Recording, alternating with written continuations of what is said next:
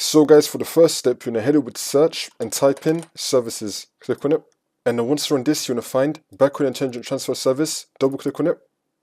Change the startup type to automatic and then click on start, which will then make the service status running, and then click on OK. Now you're going to click on W on your keyboard. You're going to scroll down till you find Windows Update. Double click on it and then do the same thing. Startup type automatic and then click on start, which will then make the service status running, and then click on OK. And now just underneath that, you're going to find workstation. Double click on it. Do the same thing. Startup type automatic. Click on start, which will then make it running, and then click on OK. And now for the next step, you're going to head over to search and type in troubleshoot settings. Click on it. And then once you're on this, you're going to click on other troubleshooters.